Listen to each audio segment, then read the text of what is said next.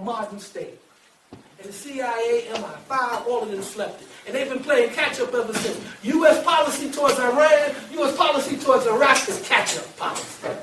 Based on that misunderstanding or failure to perceive what was happening in that region. Change the whole political paradigm. Change the whole geopolitical paradigm. So it becomes necessary, therefore, for every black politician to get on a plane and fly to Tel Aviv. Have you ever noticed that? Every black congressional, I don't know if my brother over here has made this trip yet. Every black politician. He made this trip already? Oh, he made this trip. He's on the road. Wait a minute. Since you're calling on me, brother. Now, Jackie, you made a trip. You're calling on me. I've also been to Gaza. They let you in, though, didn't they?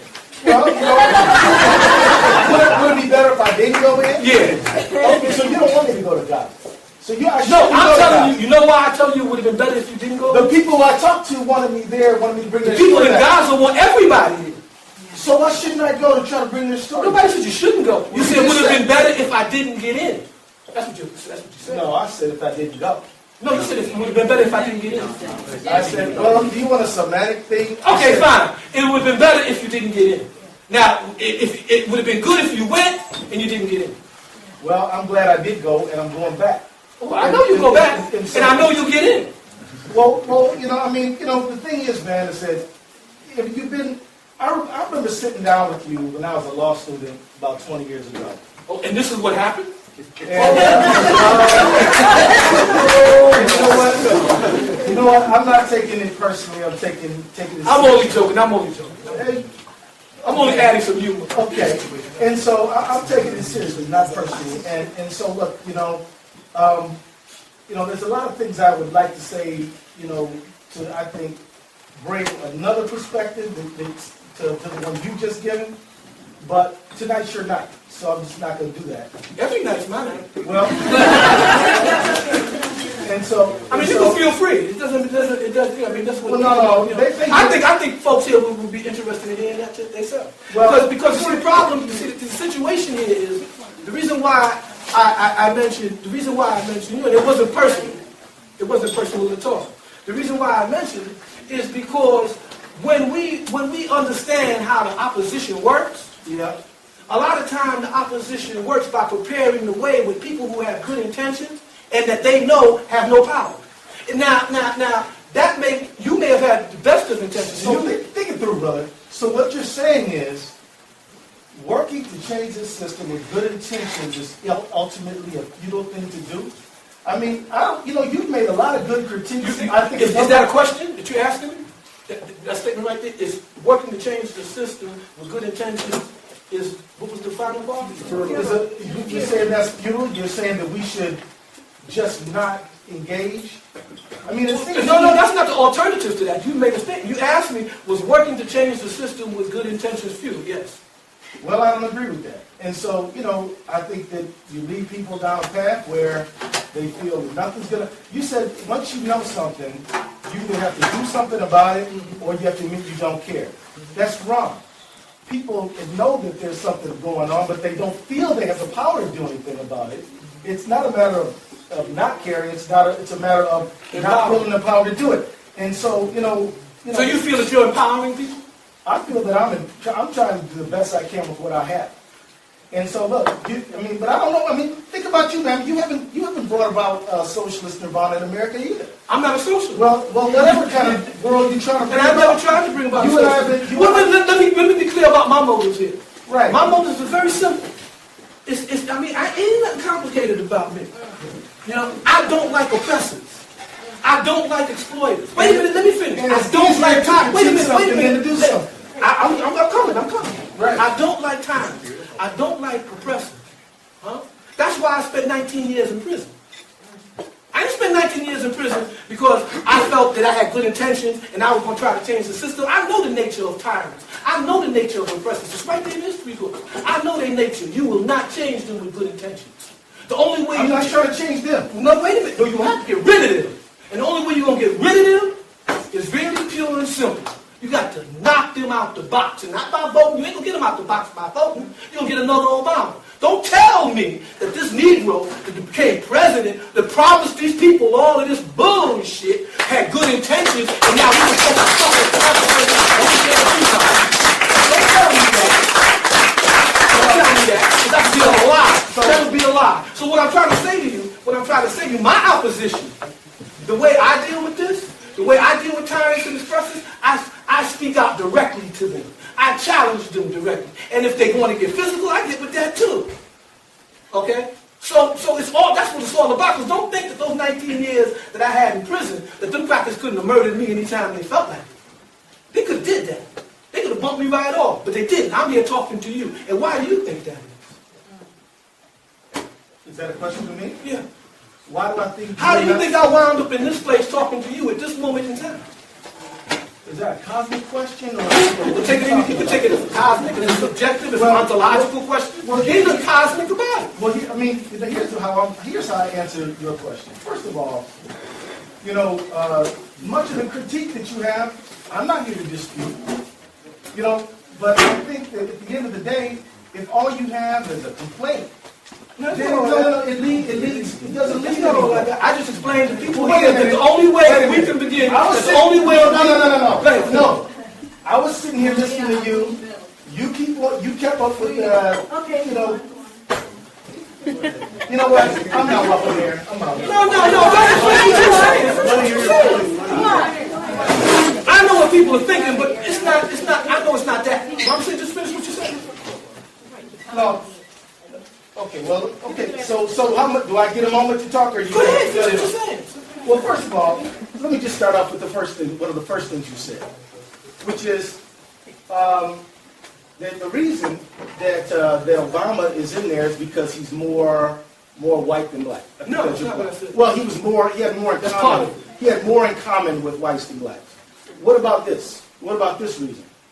What about maybe given 30, 40 years of flat wages, given the social decline of the meaning of whiteness, that now whites have an opportunity to have more in common with people of color, which allows them to... You don't believe it. Well, I do believe that. You do? I believe it. Well, wait a minute. Will you interrupt me or not? I'm sorry. No. Wait a minute. That's the game, though, man. Go ahead. I'm sorry. No, you say a bunch of things, provocative things. Anybody says something back, you attack. Go ahead. No, because you went on for about 2 hours. I'm supposed to. Right. And you know what? But she just welcomed his people. And then you don't let me say nothing. No, go ahead. And I'm going to tell you this. You either going to let me say something or not, but I'm not going to stand here and let you just... No, go ahead. Finish. Well, look, the fact is that there's always been, and I think you would agree, a number of interracial collections of people fighting to exchange oppression. This was going on in the 20s. It was going on in the 30s. It was going on in the 1860s. So you can't say, you say when you made the point, hey, look, you people, you were going on with the you people comment, and you said that this person who said this to you felt that there was some impenetrable barrier between you and them. You seem to be saying the same thing. The fact is, people have more in common than they ever had before. When the fact is that we don't have Jim Crow segregation anymore. We have had a flattening of wages of everybody. We have seen deindustrialization, and everybody is concerned about it, and people want to do something about it. It's true, black unemployment is higher than white unemployment, but white unemployment officially is 9.7%, which is Depression-era unemployment, which means that there's a broad dissatisfaction, and therefore a basis for people coming together. And it's happening all over the place. I mean, the fact is, I know how you feel about elections, but if there are any measure of what people want and people doing what they think is right, you're seeing black politicians being elected by majority white districts all the time. And you're seeing something else, too. You're seeing even white politicians being electing white politicians who speak to their issues. Take, for example, a guy named Steve Cohen in Memphis. His voting record is way more progressive than Harold Ford's is. And he actually introduced a resolution, was the chief author to apologize for slavery. Now, I'm not trying to tell you everything he ever did or everything he ever said is great. I'm simply saying that to argue that there is some impenetrable barrier between people, different racial groups, and that the only reason that Obama was elected is because he has more in common with whites, is a mistaken idea, and it's not true. The reason people voted for Obama is because he offered them an opportunity and a stark departure from Bush-era politics. And that people felt in Iowa and a lot of other places that, you know what, I'm really ready for something new, and I'm not focused on this man's melanin. I'm focused on what I believe might happen if I make a different choice. So that's one thing, to just start out talking about one basic flaw in your whole presentation. The other thing is you got a lot of negative things to say about the Black Caucus, but who was the person who voted against Bush's authorization for war right after 9/11? Well, that was Barbara Lee, who's the chair of the Black Caucus. You only one caucus. I wasn't there yet, okay? Well, I know. I'm there, Steve. I know what I'm talking about. Michael. Okay, well, whatever. And so let me just also say that when you talk about people standing up for the people of Palestine, you know, most of the people who stood up to fight against the condemnation of the Goldstone report, Black Caucus highly overrepresented. Myself, Barbara Lee, Maxine Waters, many others. Look at the numbers. We got 58 people who said we are not going to denounce this report, and many of them. But you know, I want to say I can talk. Oh no, but I got to take a tape recorder to You said I could go right? No, yeah, so I got you. Then the other thing is, we got about 54 members to stand up to write a letter to the president saying, you must open Gaza and you have to open it up now. Where's your letter? Well, what do you mean, where is it? You mean, where do I have it on me? What happened to it? Well, we're pushing it. Can you help? I mean, I ain't helping y'all do nothing. Well, exactly. But exactly, you ain't helping. But I'm gonna tell you why. No, exactly, you're not helping because you want to promote cynicism. No. And I'm trying to promote positive social change and economic change for people. Okay. And so you want to make people feel nothing can go well, and I feel that it can go well if we come together and are consistent and persistent. Because you know it's not true that it's not true that when Americans have come together in the past that we have not been able to change this country in a better direction. And it's also not. And it's also, what has that been though? Give me an example of when folks came together in the past and they changed. Jim Crow, not Jim Crow. Tell me when the country came together and changed. I never said that the country came together. I said the people. Okay, tell me when the people in America came together and changed something. Not all of them did. I didn't ask you that. You just made a statement. Give me a historical moment when he did that. Well, it was over a range of years. It wasn't all. Just give me one of them. Well, let's start from 1954 till 1965.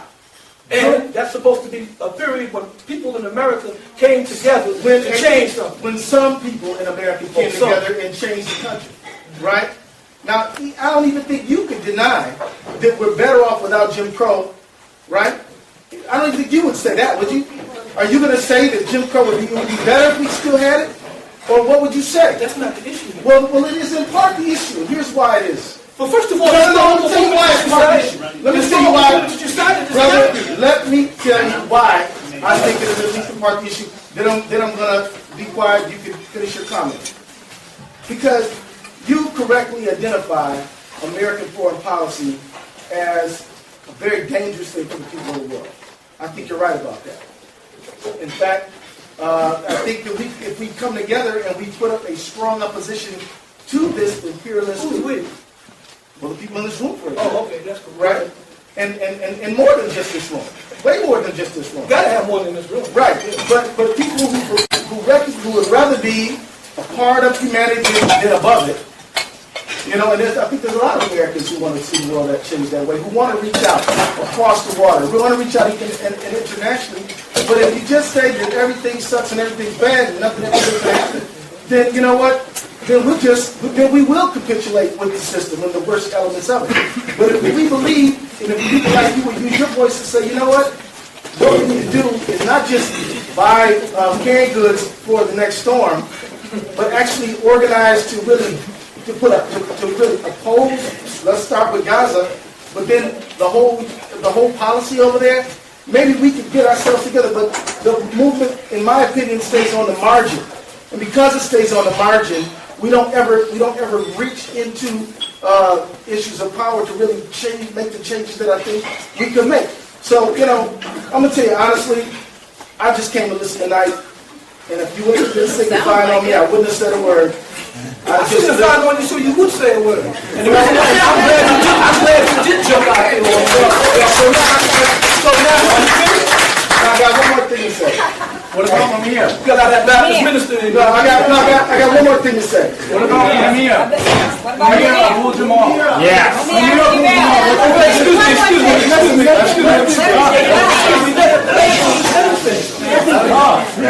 Just let him finish. No, you know what? I'm going to tell you. We've got to get comfortable with trying to acquire some power. Because we've been dogged by power, we're so distrustful of it, we act like we don't even want it. And it always gets used on us. And so what I'm saying is right now, you asked me about Mumia Abu Jamal. You put something on my mind tonight. You really did. And we'll see what happens tonight. Well, let me tell you, I have always, people in this room have to admit, I have always consistently opposed the death penalty. Without exception. Right? Without ever any exception. Now, I'm going to tell you, you want something done on Mumia Abu Jamal? Let's begin that conversation. Frankly, I'll be honest. I hadn't really even thought about it. Okay? About a resolution in Congress raising questions about Mumia Abu Jamal and saying there must be an investigation on this case. I hadn't really even thought about it. But I'm going to walk out of this room thinking about it. In the same way that I brought other resolutions and done other things, including impeachment, including stuff on detention. I've been down in Guantanamo to address these issues. They're not going to stop. And it's not going to be an overnight thing. But one thing I'm not going to do is stand on the sideline and talk about everything sucks and how everything is bad and how nothing ever works. Because that doesn't lead nowhere. And I'm telling you, man, I love your critique, and I took notes on what you were saying. See, I ain't taking no notes on what you just said. But it's okay, and I'm not going to buy it. I'm not going to let you insult me because I'm not insulting you. That's not an insult. But the point is that at the end of the day, this your crowd. You're going to say what you want to say. Hey, I would have said what I want to say if this wasn't my crowd. Don't get this twisted. Don't see what you're getting twisted here. But I'm not getting twisted. You are getting twisted. I'm about to try. You think I only sing to the choir? I don't just sing to the choir. Well, yes you do. No, I don't. You absolutely don't. Go back to your Black Caucus and ask how many of these Negroes I done sang to. Well, this is the first time I'm talking. Well, I'm going to tell you this. I've been there 3 years, and I haven't heard from you there. You know why? Because before you got there, I stopped singing to them Negroes. Well, there's new Negroes, okay? And you can come I don't know no Negroes. I only know old Negroes. Well, that's like Puff Daddy with his music awards. I'm using your word. Puff Daddy? I'm using your word. You said Negro. I don't like the term, but that's what you said, so whatever. My point is, but you were in the last my point is, there are new people every day who are looking for constructive ways to move forward with some action. What you say is, I'm done talking to them. Then obviously, that's not what I said. That's a mischaracterization. I tell you what I said. I didn't say that there's this impenetrable divide between people in this country. What I said is that this nation is an empire in denial. Okay? And the major contradiction in this country, the major contradiction between people in this country is their inability to face history and face up to the realities of their historical being. Okay? That's the contradiction. White folks in America don't want to admit to their history. They clean it up, they modify it, they don't want to deal with it. And as long as they don't want to deal with it, the issues never get dealt with. It's nothing about being impenetrable. It has to deal with people being ignorant and wallowing in that ignorance because they prefer it. And because that's part of the national characteristic, to be an ignorant ass. That's what Americans are, ignorant. And if you go to Cuba or any place else and you compare junior high school students with their knowledge of the world and American high school students, you'll be shocked. Ignorance is studied ignorance. And what I want to say is this. No one said that the divide between black and white is impenetrable. But you got to remember, there's not one historical moment in this country where white folks in mass came on board for a just cause that had to deal with black people. Not one historical moment. Not one. right. That's why you can't name one. Everything, that's why you use the word some. That's why you use the word some. You said some people.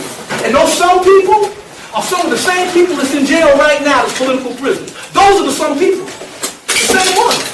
Okay? The ones that sitting up, my comrades that's dead. Those were the some people that came together to change this. And the fact of the matter is, when a black person gets murdered in Chicago, when a black kid gets shot down by the cops in New York City, you don't see white folks coming out demonstrating, horrified over what happened. They don't come out. And the reason why they don't come out, do we organize the reason why them to come out? What? Do we organize them to come out? Yes. They don't come out. The reason why they don't come out is because they don't identify with what's happening. And they don't identify with what's happening. It's something that you really got to deal with. Okay, and that black politicians don't want to deal with. Okay, the fact of the matter is that the United States is a nation state. It's a national security state that evolved on the proposition and the premise of white supremacy. And they have never confronted that historical contradiction. And as long as you don't, what I'm saying to you is, wait a minute now, you try to point out. I'm let you talk now. I let you talk. And if we organize, I let you talk. I'm coming to that part. You said that the reason why people voted for Obama. I'm just capsulizing this because you mentioned a number of points. You mentioned a number of points. I'm capsulizing this. I'm saying that up front because you mentioned a number of points that I would like to address individually, but it was a little bit much. But you said in capsulization that there was a level of discontent and disconcertedness in the country as a whole amongst white folks who felt that they were ready for a change that this man represented. That's an encapsulation, basically, of what you said. Okay? That's basically what you said. And I'm saying to you that if you go back and you read Du Bois, if you go back and you read Malcolm, if you go back and you read all of the historical analysis of American society, okay, you find. And this was the major contradiction of the Communist Party of the USA and why they failed. Because you got to remember, one of the foremost advocates against racism and discrimination in early America were the communists in this country. White communists. Okay? So for you to tell me that I think that there's some impenetrable barrier between white folks and black folks. About what you said. That's not what I said. I didn't say nothing about an impenetrable barrier. I talked about the dichotomy and the dialectics of the situation. Nobody said it was impenetrable. Anything man creates, he could uncreate. Okay? But what you were trying to point out was that there were a whole bunch of demographic factors. There were a whole bunch of sociological and political factors. Urbanization, for instance. We've inherited obsolete urban infrastructures through migration. How did migration proceed in the U.S. from the south to the north? When did it proceed? At what point in capitalist production did it succeed? All these issues that you were talking about at the top were symptoms of what happened at the bottom. And the bottom line is this, is that African American workers and white workers in this country have a different historical destiny. They have a different historical formula for their resolution of their contradiction. It's not the same. The black experience in America is not the same as the white experience in America. And that dichotomy is not impenetrable. That dichotomy relies on sincerity and truth. That only when you have a truthful dialogue, can people come together and say, wait, I can see where you're coming from. And they can say, well, damn, man, let's work together on this. That requires a truthful dialogue. And what I'm trying to say to you is that the majority of people that you got in the Black Caucus today and the majority of black leaders today are not involved or want to be involved in a truthful dialogue. That's not their purpose. Their purpose is to get paid. Their basic purpose is to get paid. Because every time, you can tell me that's not true, but everyone I ran into, whenever the tire hits the road, it's about getting paid. It's about getting reelected and getting paid. Now, you're talking about entrees to power. You're talking about entrees to power and how to move on power. I'll give you a good example of this. When I was in prison, when I went to prison in 71 for the Panther on this conspiracy case, there were hardly any black correction officers in the Department of Correction. After we done tore up the prisons and you had Attica and Auburn riots and George Jackson was murdered in California and you had black inmates agitating for unions, black inmates organizing unions, before you realized that criminal justice was an industry. Criminal justice in America is an industry. and it applies on a commodity. And the commodity is this, black flesh.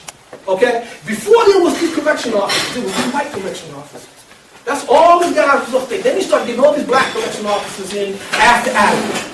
Because one of the major demands is that the prison guards had nothing in common with the prisoners, and there was this disconnect, this impenetrable barrier between God and inmate, sociologically, politically, and everything. The black officers come in, and in order for them to fit into the system, they got to be as much like the white officers as possible. They got to engage in the goon squad beat-ups. They got to do all of that stuff. They got to harass your people. They got to do everything that the system does. Okay? And although every time you ask them why they're there, they want to make a difference. They want to change this. So I asked one guard one time, I said, look, you know, you're always telling me about how you in this to change the system and how you want to work. I said, what if, you know, I was trying to escape?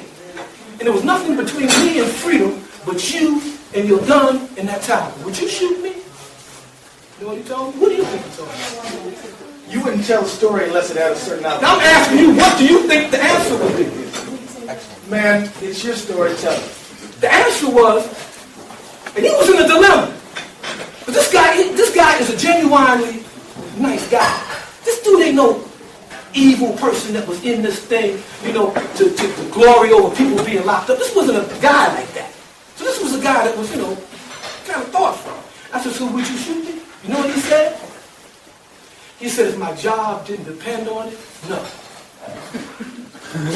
So I'm telling, that tells you, that tells me, that told me then, okay? That told me then that you can go into an institution, you know, you can go into an institution with the best of intentions as an individual to make the most, to make the best change and effectuate the most change and find yourself in an institution that will completely neutralize you and spit you out like a piece of doo-doo. Well, of course. Okay, no,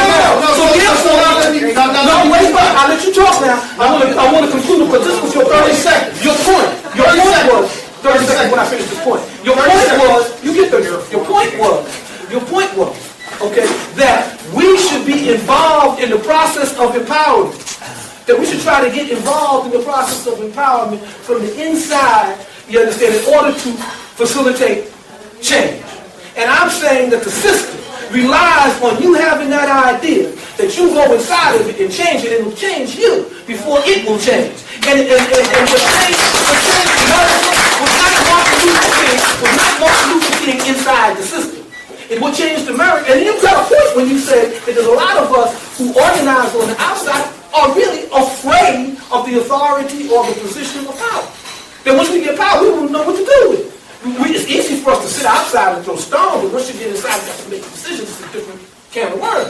Okay, and that's true. That's why you see every revolutionary government on the African continent, once it went into power, the elites in those revolutionary parties became the same forces to oppress and exploit and marginalize their people.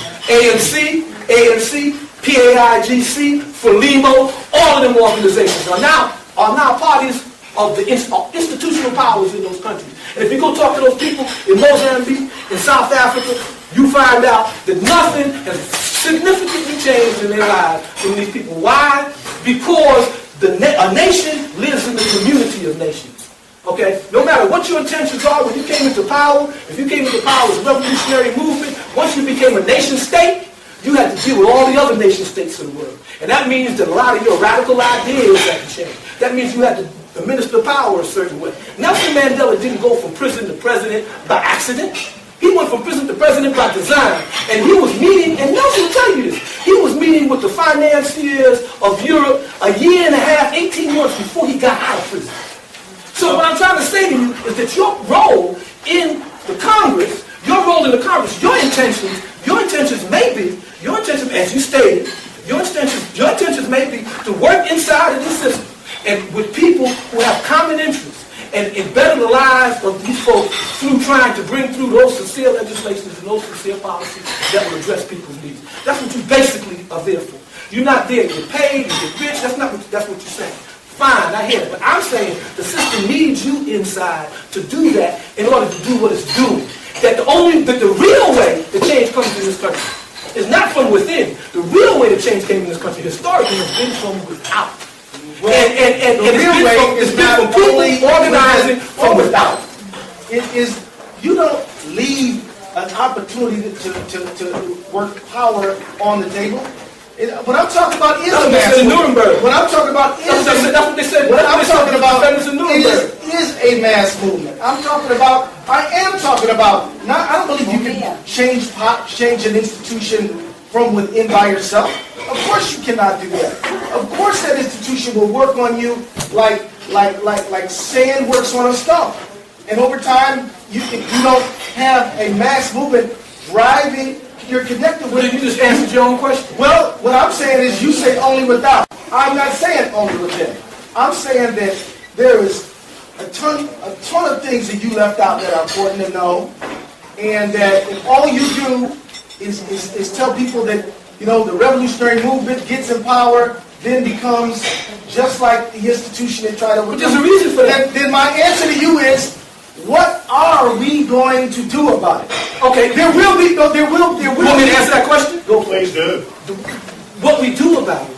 What do we do about it? Let me give you an example. When the Black Panther Party in '68 called for a People's Constitutional Convention, 69, 70. We called for a People's Constitutional Convention. Okay, because we were naive. Okay?